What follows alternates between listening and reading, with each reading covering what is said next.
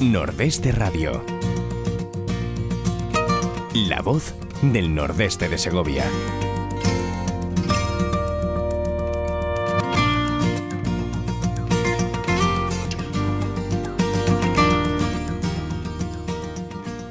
Amigos, muy buenos días y bienvenidos a Nordeste Radio. Es un placer, como siempre, el saber que ustedes están ahí y que hacemos estos programas para disfrute nuestro y, por supuesto, suyo. Hoy ya saben que los miércoles empezamos el programa hablando de literatura. Normalmente entrevistamos autores y escritores con unas obras realmente interesantes. Pero claro, en la literatura hay muchísimas cosas, muchísimas cosas. Antes de que el libro nos llegue a nosotros, pasa por muchísimas manos. Vamos a saludar a una persona que ustedes ya conocen y nos va a contar la labor que hace. Le estoy hablando de Luis Manuel Zorrilla, que es gerente de la agencia Impulso Literario. Luis Manuel, buenos días. Buenos días, Ezequiel. Buenos días, Nordeste Radio. Encantado de estar por aquí con vosotros. Y nosotros de hablar contigo otra vez.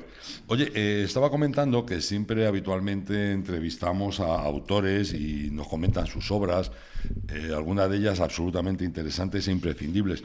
Pero claro, detrás de todas esas obras hay mucho trabajo. Entre ellos, por ejemplo, el que hace Impulso Literario, que de alguna forma lo que vosotros hacéis ahí en Impulso Literario es que nosotros seamos capaces de conocer las obras que salen al mercado. Bueno, sí, nosotros somos una agencia de marketing y promoción para escritores. Trabajamos con muchísimos escritores, sobre todo con escritores noveles, escritores que tienen más dificultades para poder trabajar con una editorial o con una gran editorial, pero que se tienen que dar a conocer, ¿no? Entonces, nos dedicamos principalmente pues a enseñarles cómo hacer bien ese tipo de trabajo, sin dar la lata demasiado, darse a conocer pues poco a poco, conocer lo que en realidad es el marketing y bueno, pues que vayan promocionando sus obras, consiguiendo lectores, porque luego al fin y al cabo siempre termina siendo el boca a boca lo que funciona. O sea, lo difícil es a lo mejor encontrar esos 1.500, 2.000 primeros lectores, porque luego pues más o menos va corriendo por sí solo. Sí, porque de alguna forma ahora con el mare magnum que hay, no en literatura, yo creo que en cualquier cosa, hasta para comprar galletas, hay tanto que el problema está en destacar, el que alguien se fije en que ese producto existe. Hombre, lo primordial del marketing es crear una marca personal, en este caso una marca personal como escritor, ¿no?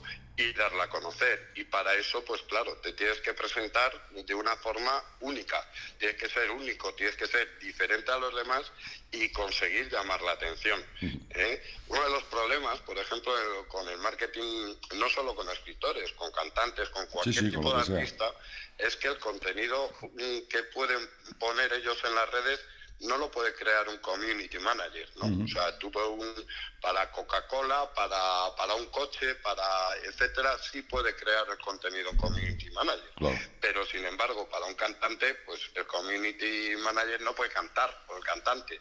Y, lógicamente, un escritor, si se quiere mostrar como escritor, tiene que mostrar sus escritos, sus relatos, partes de su libro, y eso no lo puede hacer un community manager.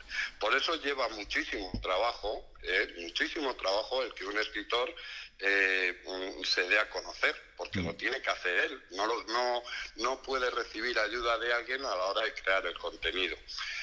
Pero es la única forma de hacer bien las cosas y de llegar a los lectores. Mira, no me gusta regalarte los oídos, porque ya sabes que hace mucho tiempo que no me invitan a una buena mollejitas y entonces no quiero regalarte los oídos.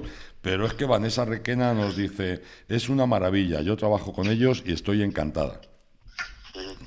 Bueno, Vanessa, es una suerte, la verdad, trabajar con Vanessa, porque Vanessa llevamos 5 o 6 meses trabajando con ella y enseguida ha cogido cómo es el sistema, se ha montado su estrategia, tiene una personalidad única y además llama muchísimo la atención. Es una persona además que yo siempre digo que es un poco como Alicia en el País de las Maravillas, Vanessa, porque vive en su mundo de imaginación continua es muy trabajadora y ha sabido conectar muy bien con los lectores. Y eso le está dando ahora sus frutos. De todas formas, muchas gracias, Vanessa. Ya sé pero que te vamos a seguir dando caña para que todavía llegues más. Por cierto, creo que firma Vanessa este fin de semana en Castellón. Yo que vosotros me pasaría por su página para ver qué día es, que exactamente no sé si es el viernes o el sábado, y no perdería la oportunidad de ir a conocerla. Vais a pasar un rato muy divertido. Bueno, pues agradecerlo también, da también las gracias a Yolanda Trancho, que además hemos tenido el placer de entrevistarla aquí en Nordeste Radio, porque ella dice que también está contentísima trabajando con vosotros. No, Yolanda además es un caso... ella tenía un libro publicado y no arrancaba, no conseguía arrancar con él, ¿no? Intentaba siempre vender el libro, y se olvidan los escritores, que es lo primero que deben de aprender, es que se tienen que vender ellos como escritores. Luego ya buscarán los lectores el libro. Si tú te muestras como escritor y explicas por qué has escrito ese libro, por ejemplo en el caso de Yolanda, no contaba por qué ella había escrito ese libro, y a lo mejor lo más importante que tiene ese libro, que es una gran novela policíaca, además es que está escrita por una policía, porque Yolanda ha sido policía. Y entonces el enfocar esa novela escrita por ella como policía es lo que le ha pegado un empujón. Muchas veces hay que ver desde fuera de lo que es el escritor. Cuando crea su marca de escritor, debe de pedir opiniones a la gente que es cercana o incluso lejana, para que no le hagan mucho la pelota y le digan qué es lo que más les interesa de ellos. En el caso de Yolanda es su experiencia como policía en una de las unidades más complicadas que hay en la Policía Nacional, que es la unidad de delitos violentos y sexuales. Y bueno, pues ya saca su segundo libro en esta semana, me parece que es, y la verdad es que son unas novelas policíacas pues con mucha realidad. Son thrillers policíacos con mucha realidad porque ella lo ha vivido, claro. Además, y estoy de acuerdo contigo, cuando entrevistas a un autor, si el autor te gusta, si la persona te gusta, te cuesta mucho menos el comprar su obra. Además, de hecho, busca la obra porque ese hombre o esa mujer te cae muy bien y te gusta la personalidad que tiene y te gusta lo que te cuenta. Y entonces sus obras te apetece leerlas muchísimo más. Eso es cierto. Y al revés, y al revés. No, ha cambiado el mundo digital, el mundo de Internet, de las redes sociales, ha cambiado mucho la forma en la que los lectores, antes íbamos a una librería, comprábamos el libro, sí sabíamos algo del autor, etcétera, pero es que ahora podemos estar en contacto con él y no hay nada mejor. Pero ya no te digo a lo mejor de escritores menos conocidos, como puede ser, que van a dejar de ser menos conocidos, Yolanda o Vanessa. Si Jorge Molís, por ejemplo, que estuvo en tu programa no hace mucho, pues es un escritor que en sus redes sociales y además es súper accesible. Cualquier lector se pone en contacto con él y siempre contesta. Víctor del Árbol. O sea, cada vez más los autores se dan cuenta que los lectores quieren estar en contacto con ellos. Quieren saber qué es lo siguiente que van a publicar, quieren saber si van a ir a firmar cerca de su localidad, quieren estar en contacto con ellos. Y las redes sociales es lo que ha hecho este cambio. Y hay que saber cómo utilizar, cómo manejar esas situaciones. Oye, otra cosa, Impulso Literario no solamente promociona a determinados escritores, sino que además también los prepara, los enseña. De hecho, ahora mismo estáis preparando o vais a empezar un curso de marketing para escritores. Todo esto, claro, a distancia, online. ¿En qué consiste ese curso de marketing para escritores? Bueno, pues posiblemente sea el curso más completo que hay de marketing especializado y exclusivamente dirigido a escritores, ¿no? Es un curso que empieza por abajo, con su parte de teoría de qué es el marketing, cómo crear una marca personal, cómo planificar una estrategia y cómo aprender a utilizar todas las herramientas de cada una de las redes sociales. O sea, al principio parece que es mucho, pero luego al final pues enseguida te acostumbras a hacerlo. Pero hay que saber por qué se hacen las cosas. Entonces es un curso que dura aproximadamente 8 semanas, que son hora y media un día a la semana, en grupos de 4 o 6 escritores, porque además pues así también hay parte de networking que también es muy importante entre escritores, y bueno, pues llevamos 4 meses haciéndolo, hasta ahora con muy buen resultado. Los escritores que lo acogen, aunque no tuvieran absolutamente ni idea de cómo funcionar, o que tuvieran muy poca idea, simplemente con un ordenador y con internet, pues han ido consiguiendo aprender a crear su propia página, a su propia publicidad dentro de las redes sociales, a cómo crearse su club de seguidores, por llamarlo de alguna forma, y cómo tratarlos. Va paso a paso y cualquiera puede ir. La verdad es que está siendo un éxito, nos está dando mucho trabajo, pero estamos encantados, porque además hasta ahora pues no ha habido ningún escritor que no haya aceptado el curso y lo haya valorado muy bien. Entonces eso es lo que más nos enorgullece a nosotros, ¿no? Escritores que no conseguían llegar de ninguna forma al no tener un apoyo de la industria editorial, pues han sido capaces de aprender a darse a conocer, y a través de las redes sociales están alcanzando a los lectores que buscan sus libros. Oye, una pregunta, y al impartir tú estos cursos, ¿no estás buscando de alguna forma el trabajar luego menos? Ya que te conozco. No, que va, yo cada vez trabajo más. O sea, Impulso Literario tiene 2 planes. Tiene el plan de los cursos, que es un plan un poco más económico que puede alcanzar cualquier persona, de forma que les enseñas al escritor a que él haga las cosas. A lo mejor es más lento que el otro plan, que es un plan de mentoring total, en el que le ayudas muchísimo y estás muy encima de él y del escritor, y va mucho más rápido, ¿no? Pero nosotros el trabajo, fíjate, no es por trabajar menos. Nosotros además no es el típico curso ese que te lanzo un vídeo, tú ves el vídeo, no, son cursos en persona, o sea, en persona a través de Zoom, ¿no? A través de videoconferencia, pero en persona, en la que solucionas los problemas en el momento, en el que las dificultades que tiene uno o otro las va solucionando a lo largo de las distintas semanas, y van avanzando contigo poco a poco hasta que llegan a conseguir hacer las cosas por sí mismos.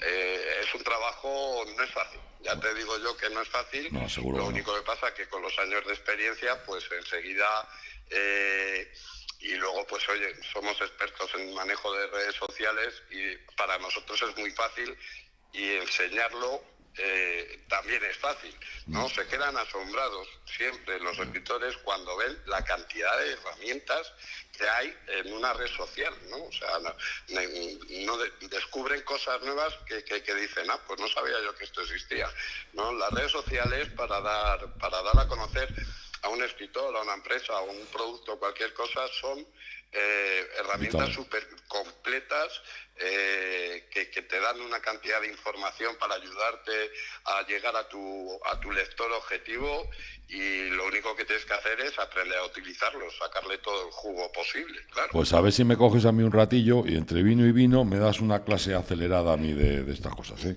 Bueno, a ti primero te tengo que invitar a unas mollejitas, que ahora que ya la pandemia nos va a dejar un poco más, al fin. Pero no sé si que vendrás tú primero por las mollejitas o me escaparé yo a Riaza por unos torrenditos. Pues cualquiera de las dos cosas. Mira lo que dice Claudia. Todo like. Sí. Todo like. Es que ten en cuenta que todo lo bueno... Muchas ganas de verte tengo. Sí, y yo también. Mira lo que dice Claudia, que ella se apunta. Lo que yo no entiendo, por qué todas las cosas buenas de la vida o engorda o es pecado. No entiendo yo esto de... Sí, siempre ha sido así. ¿Eh? Eso es cuando llegas al médico y dices, joder, me prohíbe todo menos trabajar, manda narices. Sí. Oye, nos dice Jordi Hortelano, que también ha pasado afortunadamente por estos micrófonos, nos dice: Luis Manuel es el Virgilio que guía a los escritores afónicos por el infierno de este mundillo tan difícil. ¿Cómo le gusta, cómo le gusta escribir bien? En todo el discordante ahí, en todo el infierno. Sí. No, bueno, sí, a ver, yo amo mi trabajo. ¿No? Yo amo mi trabajo. Mira, muchos escritores me han dicho muchas veces, ¿por qué no escribes? Digo, pues porque no sé escribir. Digo, si supiera escribir, como vosotros, pues sería escritor, pero es que no sé escribir. O sea, yo lo que sé hacer es que vosotros os deis a conocer, que os conozca la gente, que os lea la gente.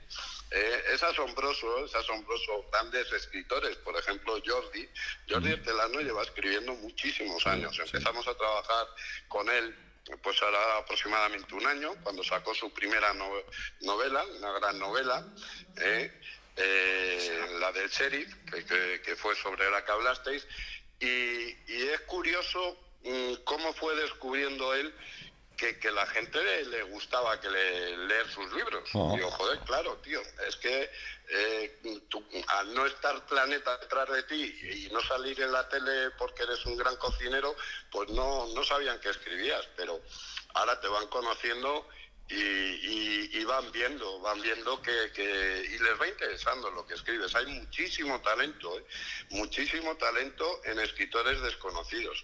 La gente tiene que perder el miedo. También es verdad que hay escritores que tienen menos calidad, y eso, pero por regla general encuentras verdaderas joyas de escritores desconocidos, que el mundo de la industria editorial está muy despistada, pero muy despistada, y no se entera de que por ejemplo, Jordi, el mismo Jordi sería un fichaje para una gran editorial importante, pero como no están por la labor, porque están más para, pues yo qué sé, publicar libros de cocina de MasterChef y cosas así, porque les sale más barata la publicidad, porque ya tienen sus programas en televisión, etcétera, pues van más a lo seguro. Sin embargo, estos escritores, a lo tonto y a lo bobo, están vendiendo sus ejemplares y convirtiéndose casi en empresas autónomas. Hay escritores que ya están vendiendo mucho más, escritores que no tienen una editorial detrás, que están vendiendo mucho más que escritores con mucho renombre.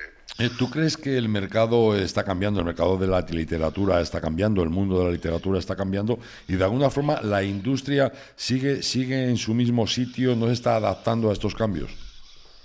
Mira, esto yo pongo el símil de la música. Con la industria de la música pasó exactamente lo mismo. Empezaron a no interesarse por los cantantes, por los autores, y aparecieron plataformas que empezaron a utilizarlas y han sido lo que ha funcionado. La industria, el problema de la industria editorial es que anda muy despistada.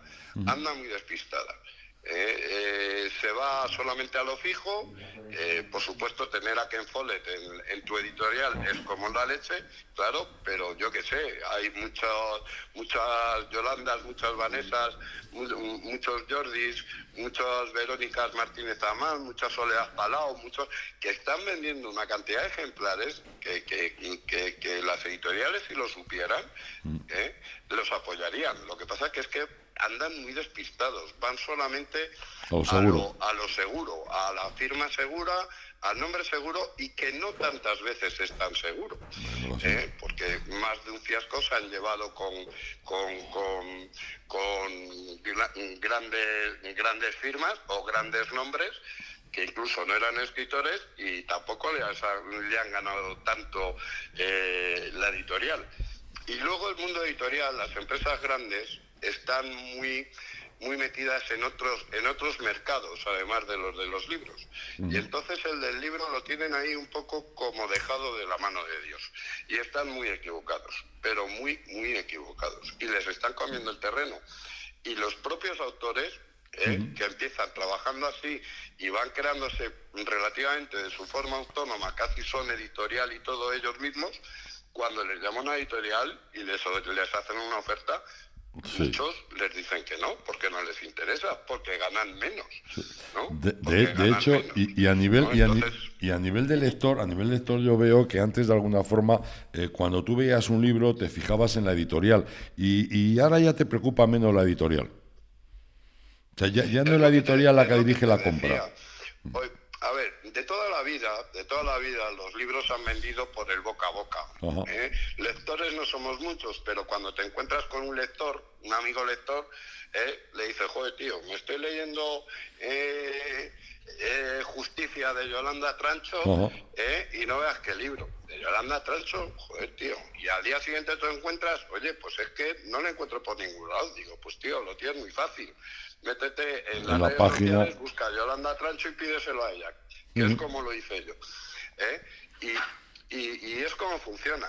Siempre ha sido así. Siempre ha sido que cuando a alguien le gusta un libro, lo habla, lo comenta. Y lo van comentando, y al final los lectores van creciendo por eso. Lo que me estás contando también me lleva a preguntarte que si también el mundo de la distribución también cambia. Me explico. La distribución es muy cara. Igual que la promoción, etcétera, etcétera, y eso encarece muchísimo el producto final, en este caso el libro. Con este nuevo sistema de, caramba, métete en tu página, porque a todos nos encuentran en las redes sociales, claro, no tienes esa distribución. A ver, siempre un escritor quiere tener una distribución en todas las librerías de España. Eso es la forma de llegar más a los lectores, etcétera. La distribución es cara, pero hay que ver un poco las tripas cómo funciona esto, porque curiosamente poca gente sabe que los libros que hay en la librería están en depósito. Claro. O sea, no es que los haya comprado la librería y los pone ahí y luego los vende, sino que están en depósito. El dinerito de ese libro, por ahora, lo ha puesto, en este caso, el escritor o la editorial. Cuando se vende el libro es cuando paga el libro. Y además lo paga a los 360 días. O sea, que es un desastre, claro. La industria, tú fíjate, imagínate que tú trabajas durante un año para sacar una novela, la novela la ponen en las librerías y tú no cobras hasta que ha pasado un año esos libros que se han vendido. Lo que quiere decir que tiras 2 años trabajando sin cobrar un duro. Claro, también dices tú, un año en hacer... Así es un desastre. Un año en escribir un libro, en el mejor de los casos. En el mejor de los casos. Y eso que entre medias no se haya vendido el libro, no vaya a ser que te devuelvan un montón de libros, claro. o que la editorial haya cerrado. Porque la editorial, que hay muchas editoriales muy buenas, pero también las hay que son muy sinvergüenzas. Entonces, el sistema ya de por sí falla, ya el sistema ya no funciona como debería de funcionar, ¿no? Entonces, no tiene lógica. ¿Y qué es lo que pasa?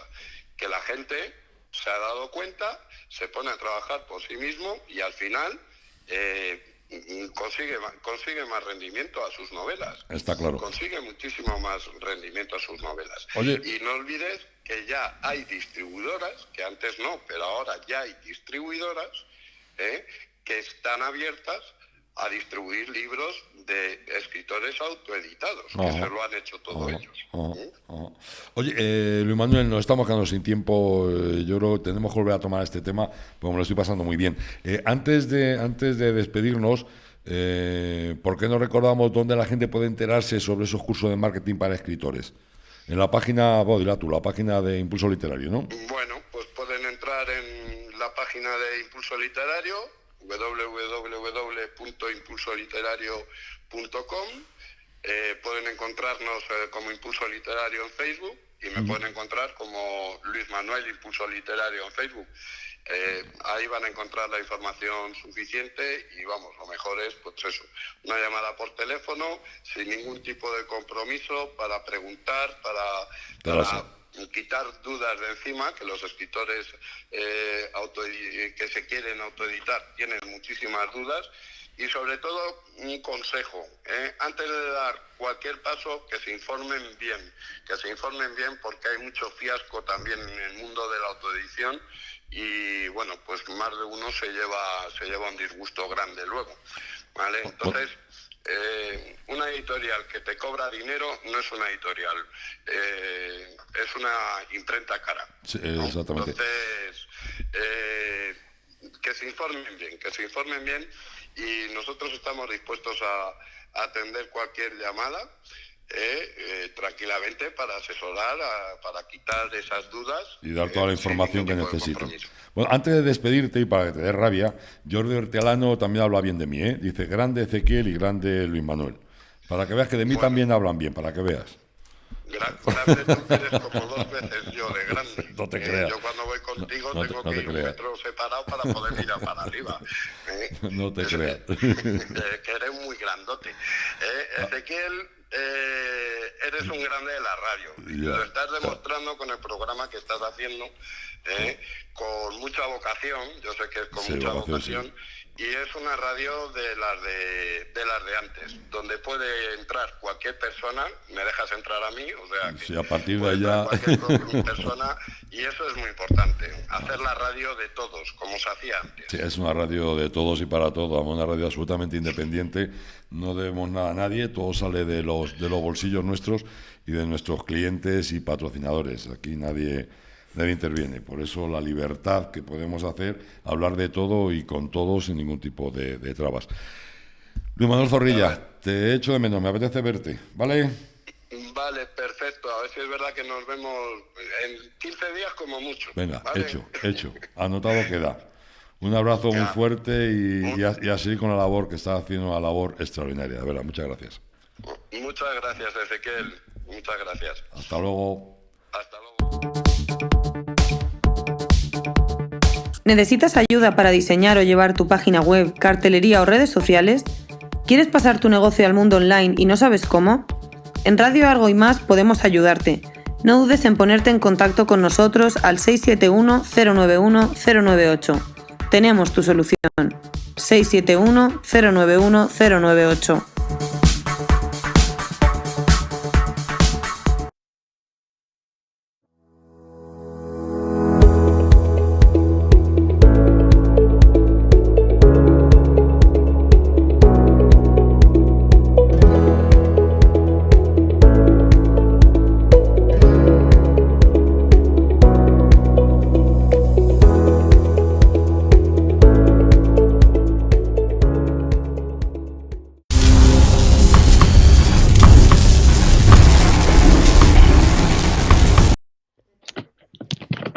Bueno, y vamos a seguir, vamos a ver si conseguimos hablar con José Luis García Casado. José Luis, buenos días. Buenos días, ¿me oís? Te oímos perfectamente. ¿Y me veis? Y hoy te vemos, da gusto verte, qué hermosura. Sí, señor, sí te vemos. ¿Y tú a nosotros también? Porque yo ni me veo ni me oyo. Anda, pues yo te veo y te oyo, o las dos cosas. Pues mira, eso que sale ganando. Sí. ¿Qué tal estás? Pepelu, José Luis. Dime. ¿Me oyes? ¿Me oyes? Sí, bueno. Hoy vamos a hablar de un personaje que el otro día empezamos a tocarle un poco y yo creo que ha sido uno de los grandes monarcas a nivel de importancia en nuestra historia, en la historia de España. Estamos hablando de Felipe II. ¿No es así? Pues sí, señor. El rey que nos construyó el Escorial. Ajá. Este hombre no heredó de su padre el título de emperador, porque Carlos, el César Carlos, prefirió eso darle a su hermano Fernando el título de emperador y todos los territorios que tenía en lo que era el imperio, eran los territorios de Alemania, iban unidos al título de emperador. Ajá.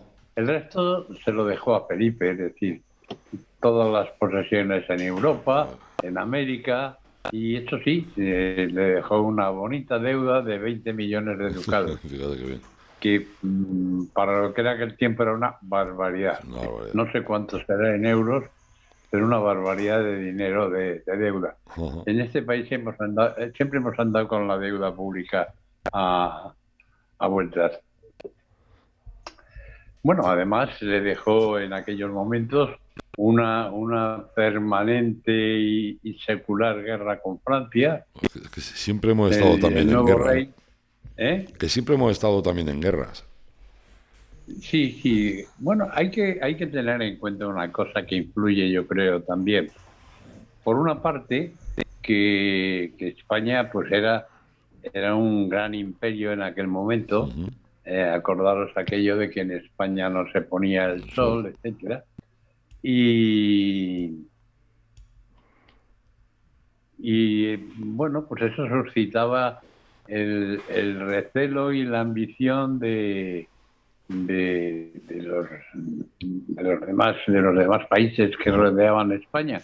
Ujú. Además, España se estaba convirtiendo en una potencia colonial importante con el tema de América, y eso suscitaba toda clase de envidias y recelos, por una parte.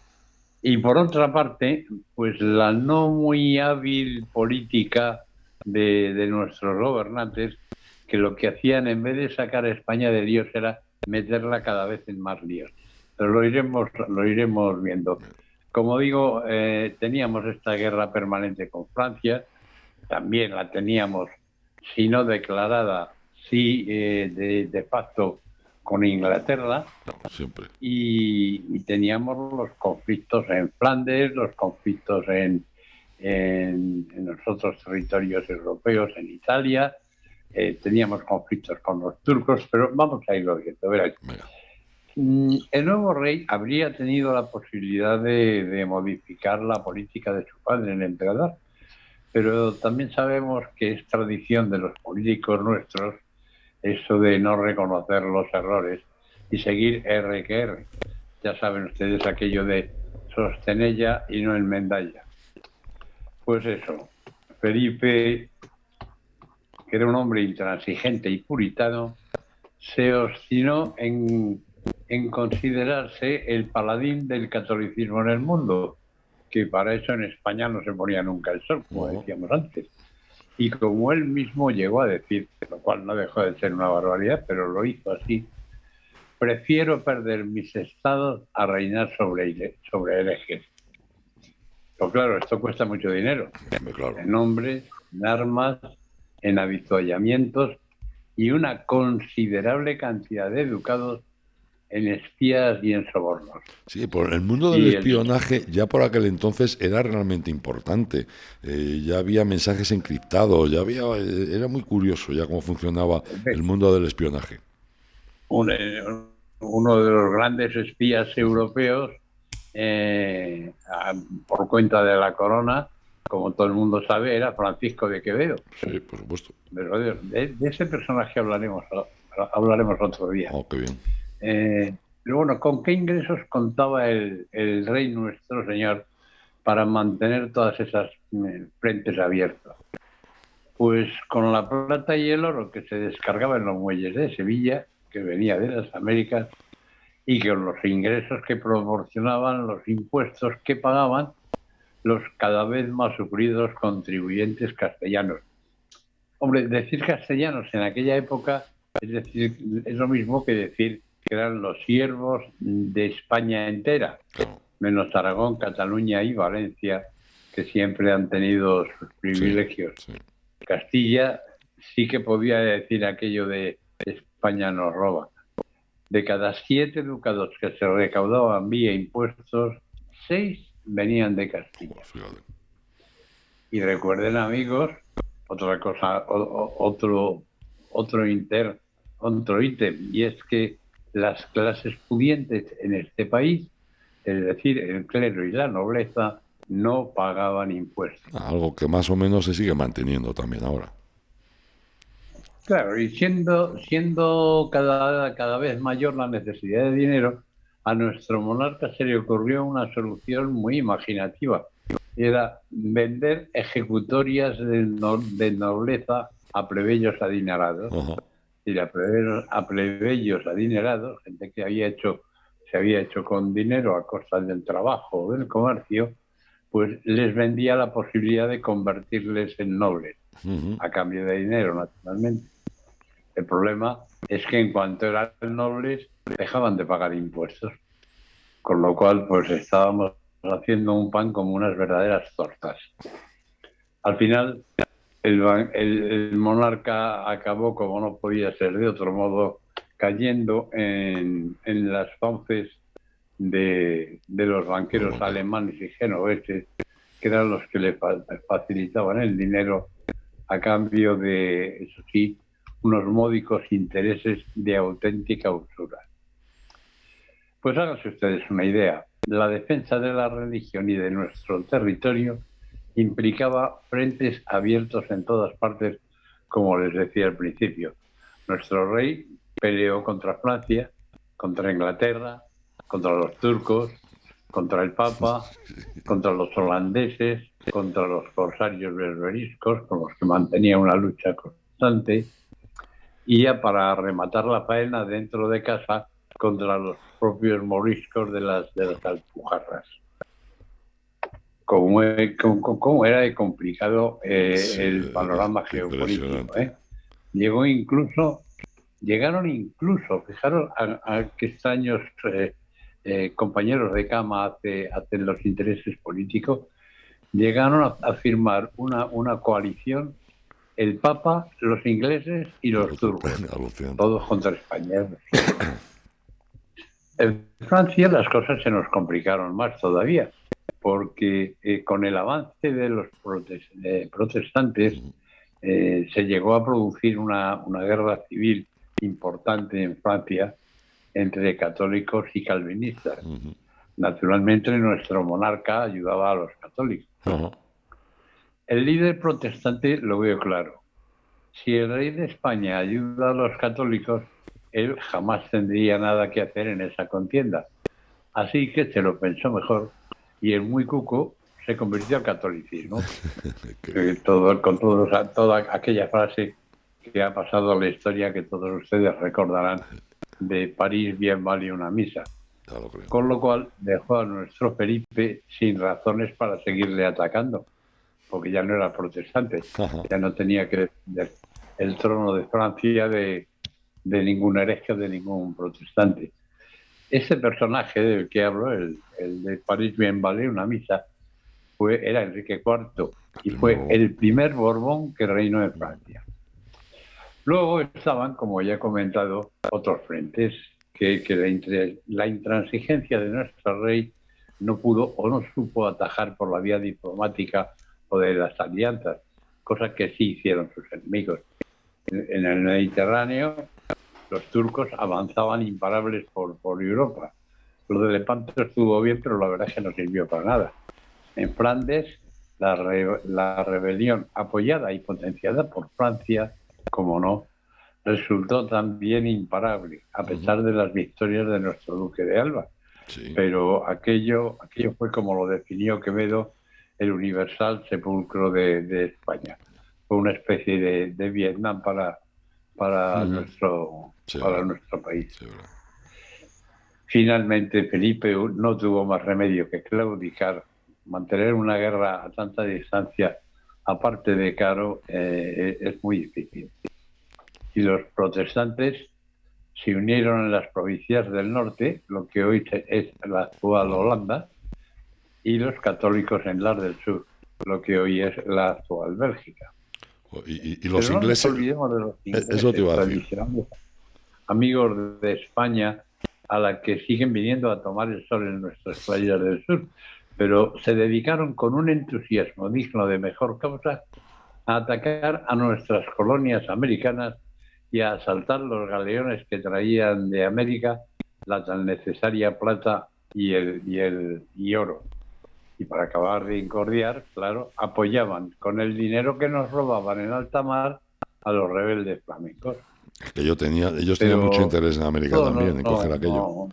No acabó aquí porque los amigos británicos, con la intervención de su pirata más famoso, un tal Paco Drake, es decir, Francis Drake, al que por servicios al Imperio Británico acabaron nombrando almirante de la flota que por entonces no existía en la Gran Bretaña. La tal flota era un conjunto de naves piratas contratadas por el gobierno de Su Majestad Británica. Bueno, pues como les iba contando,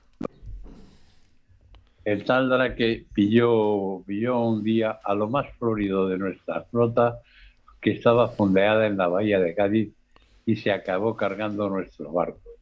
También atacó La Coruña y con un intento de conquistar ese territorio. Pero todo este conflicto y sus consecuencias hasta aquí, la verdad es que vienen de atrás. Vienen desde que el rey Felipe II casó con la reina de Inglaterra, un matrimonio del que ya hablamos el miércoles pasado. Sí, sí. Pero hoy por hoy voy a aparcar aquí este aspecto de la historia, porque este aspecto de la historia y sus antecedentes son los que nos llevan de lleno a hablar de la llamada Armada Invencible, episodio que por sí mismo se merece un tratamiento singular, ya lo creo. Y que, si a ustedes no les parece mal, trataré en el próximo programa. Nos parece muy bien. Hoy voy a terminar mi crónica histórica de esta semana poniendo el acento en un conflicto interno al que también tuvo que hacer frente la monarquía. Fue precisamente la degradación social que se vivió en este país en aquellos años. A ver. Por otra parte, los moriscos de Granada, que ya estaban muy cabreados por su situación, machacados a impuestos, tenían prohibido utilizar su propia lengua y la prohibición de mantener sus costumbres, pues estaban un poco hartos y se acabaron levantando en armas. Los pobres infelices pensaban que iban a contar con el apoyo de los turcos, pero los turcos debían estar mirando a la Meca porque no dieron la menor señal de vida. La rebelión fue violentamente sofocada y, como pasa en todos los conflictos sociales, no se resolvió nada. Simplemente eso, se sofocó y ahí quedaron los rescoldos, traducidos en odios y frustraciones que estaban simplemente enterrados pero no resueltos. Otro conflicto interno, también provocado por la intransigencia de nuestro monarca, fue el de la rebelión de los aragoneses por la defensa de sus fueros.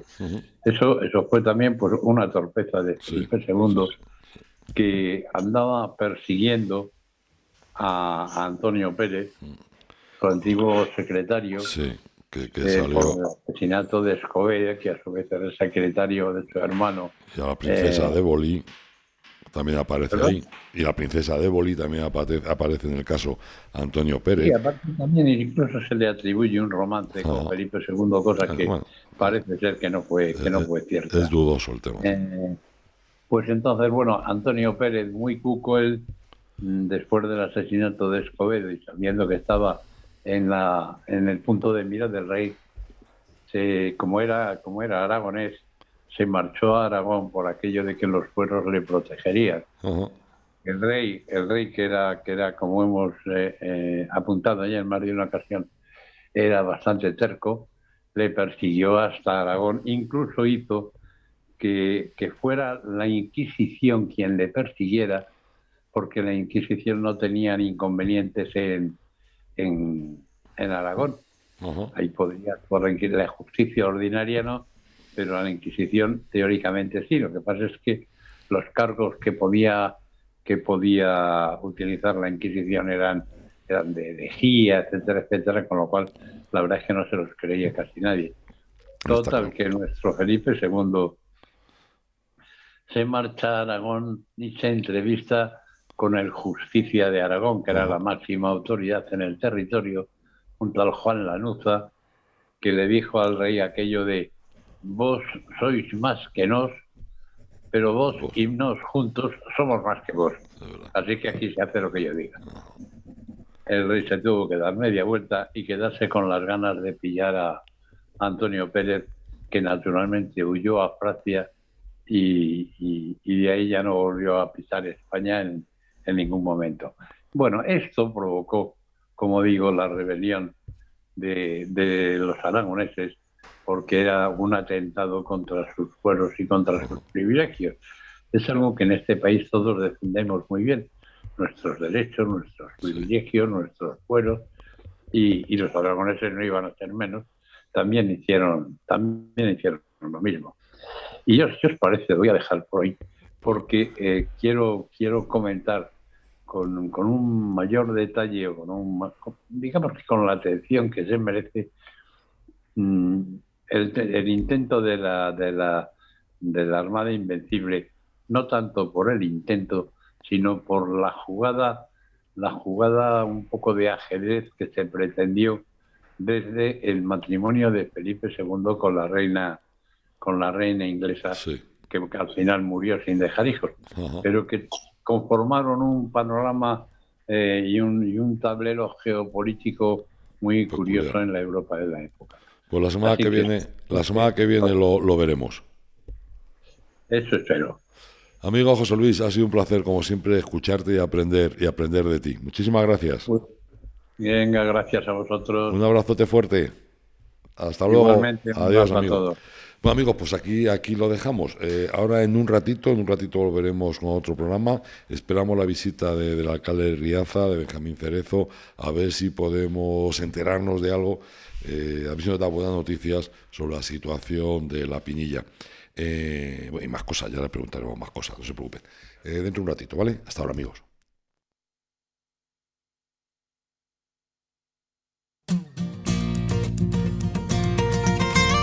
Nordeste Radio. La voz del Nordeste de Segovia.